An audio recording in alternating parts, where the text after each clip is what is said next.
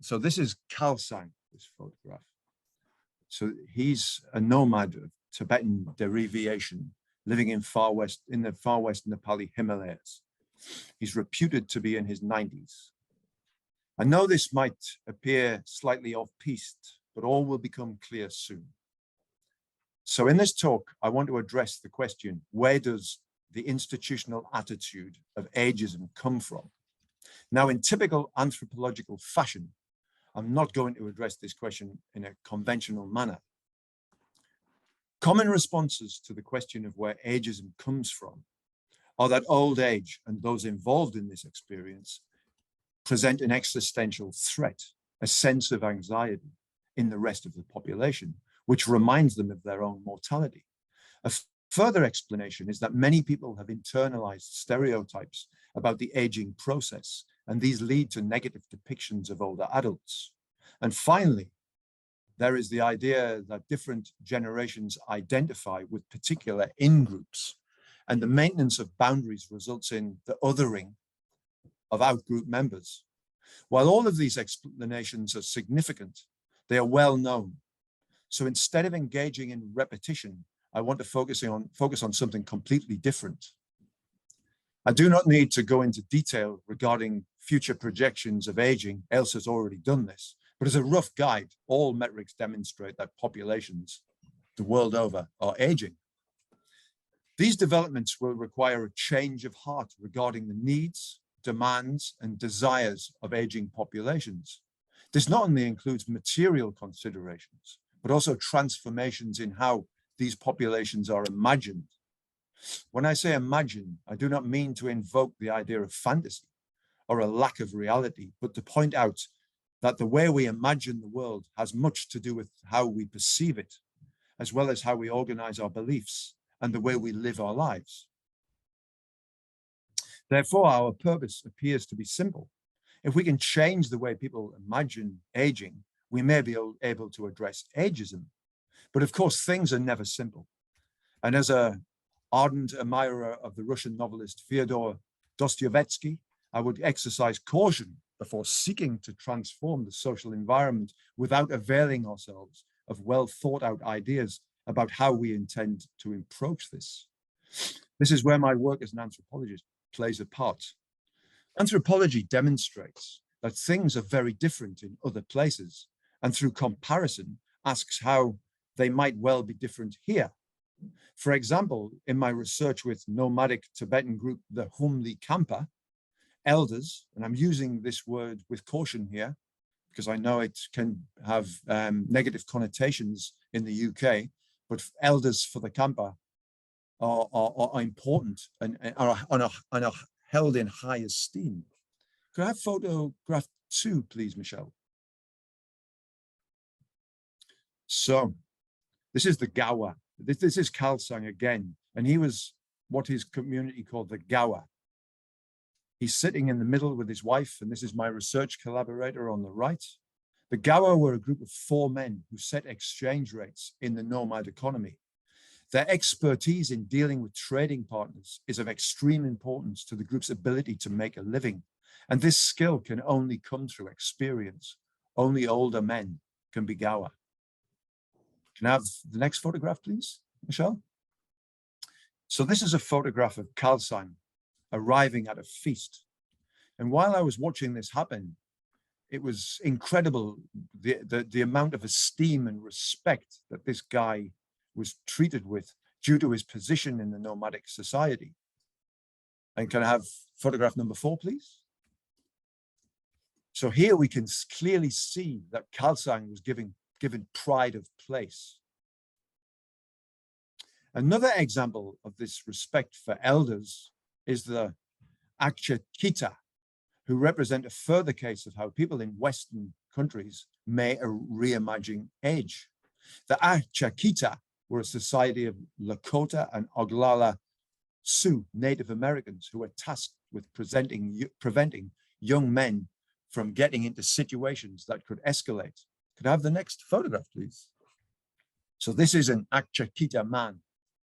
As was their wont, young men would want to ride into neighboring encampments and cause all manner of trouble. The Achakita job was to minimize the risks through drawing on their own life experience. The point is that I want to make is that only mature men could be achakita, and that they used their life experience to keep the tribal group in line. And again, I use the word tribal with caution, but it is employed by the Sioux themselves. In no way do I want to engage in Rousseauian romanticism, suggesting that indigenous people are more morally or socially virtuous than their Western counterparts, but to demonstrate that imaginaries of aging and social practices and positions of older adults differ both culturally and historically. Returning to the origins of ageism, anthropologists were at one time extremely interested in origins, particularly origin myths, the sources of cultural practices, and even where humans themselves originated from. The idea that through looking back, we'll be better equipped to make sense of the present. Since then, the idea that we can clearly delineate an objective notion of origins has been abandoned. And while the search for origins may be a historical dead end, I want to offer some promissory notes regarding how we got to the present moment, as well as suggesting that ageism is a kind of myth or imaginary. What I'm interested in is not the origins of ageism per se, but to understand where this attitude and the imaginaries that shape it come from. So as an anthropologist, I'm interested in literary history as a cultural form. When I was searching through quotations for this presentation concerning age and aging from influential literary figures on Google, I did find a balance of perspectives. There was positive and negative views. These were either self-actualizing rally cries one would expect from internet quotation pages, or were inherently ageist. For example, William Shakespeare writes, "Youth is full of sport, age's breath is short. Youth is nimble, age is lame. Youth is hot and bold, age is weak and cold. Youth is wild and age is tame." From this, we can safely assume that the bard was not a huge fan of growing old, and more contemporarily and much less elegant. This example is from Martin Amis, and please excuse the latter's vulgarity. "And meanwhile, time goes about its immemorial work of making everyone look and feel like shit." And as if we needed to hear more, countercultural writer Hunter S. Thompson suggests, "No more games, no more bombs, no more walking, no more fun, no more swimming. 67, that is 17 years past 50, 17 more than I need or wanted. Boring. I am always bitchy. No fun for anyone. 67, you're getting greedy. Act your old age. Relax. This won't hurt." For Hunter S. Thompson, older adults either don't have a future, or the future they do have is not one anyone would look forward to. This is a huge problem. According to Martin Heidegger, who was one of the most renowned philosophers of time and temporality, the future is preeminent. What Heidegger means here is that out of all the temporal domains, the past, present, and future, the future is the most significant. Many people have some difficulty swallowing Heidegger's ideas simply because, as the objection goes, the future does not exist. But what Heidegger is drawing attention to here is not the metaphysical impossibility of being able to see what is to come, but our orientation to and anticipation of the future. And it is the future as well as the past that I want to concentrate on now. Now, common sense tells us that ageism was constructed during the past. But as we can see from Hunter S. Thompson's quote, ageism is also about the future. And it is the future as well as the past that I now will concentrate on. In Hunter Thompson's quotation, there is no hope. Expectations are poor, and the end of one's life is welcomed. What is salient here is that hope, expectation, and expectation are future-oriented concepts and phenomena. If we were to extend this perspective to care home design, prosthetics, and other materials designed for older adults, many of these products imagine, or at least anticipate, a frail, impaired body that is less able than its younger counterpart. From this point of view, older adults are denied coevalness. What I mean here is that it is often imagined that older adults occupy a different temporal domain to younger people, when in fact we all live contemporaneously. To deny this through imagining older adults as living in the past or as only being interested in what has already happened is not borne out by research on aging. The acknowledgement that we, despite our age, are living in the same temporal realm helps us to reimagine our shared experience of time. Furthermore, older adults are as future-oriented as anyone else. This is exemplified in my colleague Anthony Stavrayankist's work on terminal care. Jane is an older woman who is paralyzed from the neck down and lives in a palliative care facility in California. Jane is a writer and with much determination uses a custom-designed computer and software to write. Every time she blinks her eyes, words appear on the screen. The significant thing to emphasize here is that in spite of her situation, Jane remains future-focused. So even in an extremely challenging set of circumstances, with extensive disabilities and nearing the end of her life, people can often desire to remain productive and orient themselves to the future. Can I have the next photograph, please? This is Danny, another camper woman.